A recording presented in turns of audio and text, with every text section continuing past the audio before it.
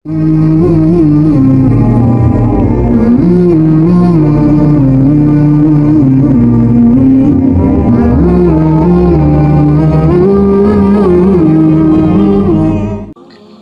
اللہ الرحمن الرحیم۔ میرے دوستوں، بزرگوں اور میرے بھائیوں، آج ایک دفعہ پھر انشاءاللہ رمضان میں آپ سے مخاطب ہوں۔ رمضان کا آخری دن کی سحری آ رہی ہے، کل جمعۃ المبارک ہے اور انشاءاللہ جمعے کا آخری روزہ ہوگا اور ہفتے کو انشاءاللہ عید الفطر ہے۔ تو میں اپنے تمام مسلمان بہن بھائیوں کو دلی مبارکباد دیتا ہوں جن لوگوں نے رمضان کا پورا فائدہ اٹھایا، قرآن پاک کی تلاوت کی، اللہ پاک کا ذکر کیا اور پابندی کے ساتھ نمازیں پڑھی۔ اللہ آپ تمام بہن بھائیوں کی، ان مسلمان جتنے بھی ہیں جن لوگوں نے روزے رکھے، تراویحیں ادا کی، قرآن پاک کی تلاوت کی، نمازیں پڑھی، اللہ کا ذکر کیا، اللہ پاک اپنے دربار میں قبول فرمائے۔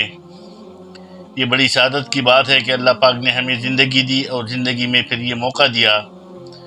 کہ یہ مہینہ مبارک مہینہ میں عطا فرمایا، اور ہم نے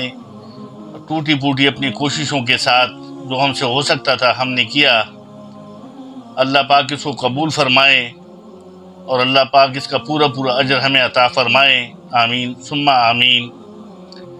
امید رکھتا ہوں کہ تمام مسلمان بھائیوں نے دل کے خلوص کے ساتھ اپنے تمام مسلمان بھائیوں کے لیے، اپنے رشتہ داروں کے لیے، والدین کے لیے، بہن بھائیوں کے لیے دعائیں کی ہوں گی، اور انشاءاللہ جو آخری آج رات ہے یہ بھی عبادت کی رات ہے، کل روزہ ہے وہ بھی عبادت کا روزہ ہے، آخری روزہ ہے، اللہ پاک سب کو نصیب فرمائے۔ اور اس کے بعد عید کا عمل شروع ہوتا ہے، تو پورے مہینے کا نچوڑ جیسے حدیث میں آتا ہے، اس کا مفہوم ہے کہ اللہ پاک جب عید کی نماز کے لیے لوگ نکلتے ہیں گھروں سے اور عیدگاہ جاتے ہیں تو اللہ پاک فرشتوں سے فرماتا ہے کہ فرشتوں یہ بتاؤ کہ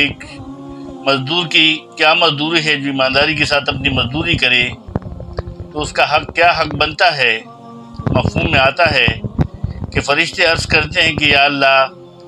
اس کو پورا اجر ملنا چاہیے، اس کی مزدوری اس کو پوری ملنی چاہیے۔ تو اللہ پاک نے وہاں 3 قسمیں کھائی ہے اور کہا کہ میری خدائی اور میری بزرگی کی قسم اور اس برکت مہینے کی قسم اور میری ان روزوں کی جو رمضان کا مہینہ ہے جو میرا مہینہ ہے اس کی قسم کھائی ہے کہ میں نے ان تمام لوگوں کی صغیرہ گناہ معاف کر دیے اور میں نے ان کو بخش دیا ہے۔ ایک روایت میں آتا ہے کہ کبیرہ گناہ بھی اس میں شامل ہے کہ تمام گناہ ان کی معاف کر دی۔ تو جب وہ نماز پڑھ کے وہاں سے آتا ہے تو وہ بخشایا ایسا ہوتا ہے جیسے ابھی ماں کے پیٹ سے پیدا ہوا ہو، اس طرح گناہوں سے پاک ہوتا ہے۔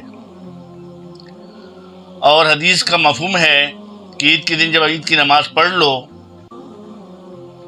تو دعائیں مانگو، خوب مانگو۔ اللہ پاک فرماتا ہے کہ میرے سے آخرت کے لیے دعا مانگو، اپنے آخرت کے لیے میں اس کو قبول کروں گا اور ہر حال میں قبول کروں گا۔ یہ میرا وعدہ ہے آپ لوگوں سے کہ جو دعا مانگو گے آخرت کے بارے میں اسے قبول کروں گا،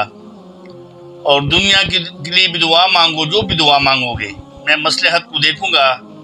اگر وہ آپ کے حق میں بہتر ہوا تو قبول کروں گا، ورنہ اس کے بدلے آپ کو کوئی اور اجر عطا فرما دوں گا۔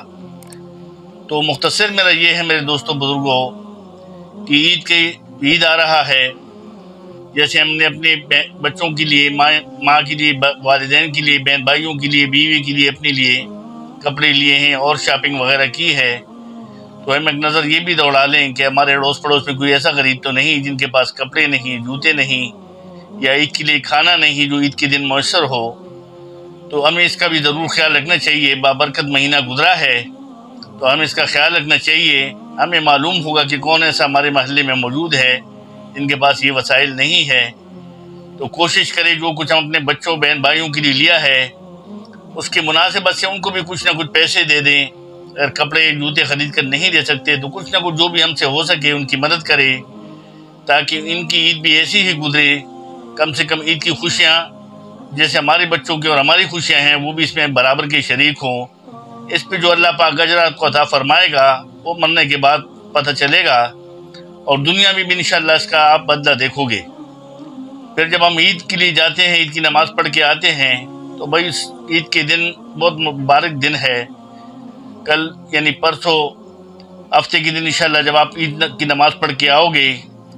تو عید گاہ سے نکلنے کے ساتھ ہی دل میں یہ تہیہ کر لے کہ ہم نے کسی کے ساتھ کوئی بغض نہیں رکھنا، یہ نہیں کرنا کہ میں نے اس سے ملنا ہے، اس سے نہیں ملنا، نہیں، آپ سب کو معاف کر دے اللہ کی رضا کے لیے، چاہے آپ کے دوست ہو، جاننے والے ہو، رشتہ دار ہو، کوئی بھی ہو، چھوٹے ہو بڑے ہو، کوئی ایسی ہو جاتی ہے انسان سے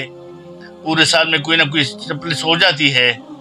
تو آپ صرف اور صرف اللہ کی رضا کے لیے ان کو معاف کر دیں اور ان سے عید ملے۔ بہترین طریقہ یہ ہے کہ آپ دل کے خلوص کے ساتھ عید ملے، اس کو رمضان کی جو وہ آپ نے عبادتیں کی ہیں ان کو بھی ان کو مبارکباد دیں کہ وہ جو اس نے عبادتیں کی کہ اللہ قبول کرے، تاکہ اس کو یہ محسوس نہ ہو کہ یہ ابھی بھی مجھ سے ناراض ہے۔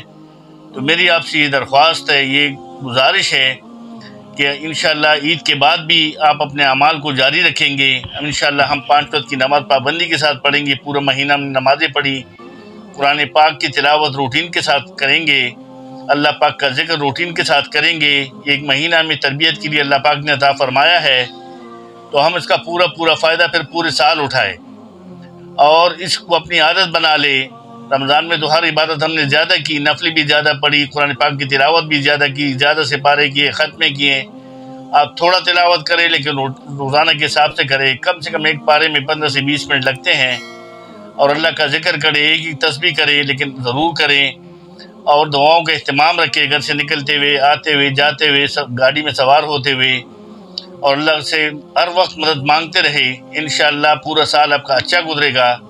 میری دعا ہے کہ اللہ مجھے اور آپ کو عید کی تمام خوشیاں نصیب عطا فرمائیں۔ جو بیمار ہیں ان کے لیے دعا مانگیں کہ اللہ پاک ان کو صحت عطا فرمائیں، اور جو قید ہیں ان کے لیے دعا کریں کہ اللہ پاک ان کو جو ناجائز قید ہے نجات دلائے۔ آپ عید کی نماز میں جو دعائیں مانگتے ہیں، تمام جو دعائیں اپنی لیے مانگتے ہیں، تمام مسلمانوں کے لیے دعائیں مانگے کہ اللہ پاک ان کے ساتھ بھی عافیت کا معاملہ کرے۔ اپنے والدین کے لیے دعا مانگے اگر فوت ہو گئے کہ اللہ پاک ان کے ساتھ عافیت کا معاملہ کرے۔ اپنے رشتہ داروں کے لیے، تمام مسلمانوں کے لیے مانگے۔ تو جو دعا آپ دوسروں کے لیے مانگیں گے اللہ پاک سب سے پہلے آپ کے اور آپ کے والدین پہ اس کو لاگو کریں گے انشاءاللہ۔ تو امید کرتا ہوں انشاءاللہ میں بھی یہ دعائیں کروں گا، آپ بھی یہ دعائیں کریں، اور اللہ پاک سے مانگے کہ یا اللہ اگر میری زندگی ہے تو اگلے رمضان مجھے نصیب عطا فرما، اور اس سے زیادہ اس میں عبادات کرنے کی توفیق عطا فرما۔ تو یہ دعائیں مانگیں گے انشاءاللہ، اور جو بھی ہم سے کمی کوتاہی ہوئی اس کے لیے اللہ پاک سے معافی مانگے کہ ہماری یا اللہ جو بھی ٹوٹی پھوٹی عبادتیں ہیں اس کو قبول فرما۔ تو انشاءاللہ اللہ ضرور قبول عطا فرمائیں گے۔ میری دعا ہے کہ جو بھی ہم نے رمضان کے اندر پہلے دن سے لے کے آخری دن تک جو عبادات کیے ہیں اللہ پاک اپنے دربار میں اس کو قبول عطا فرمائیں، اور ہمیں اس کا اجر عظیم عطا فرمائیں۔ صدق اللہ مولانا العلی العظیم۔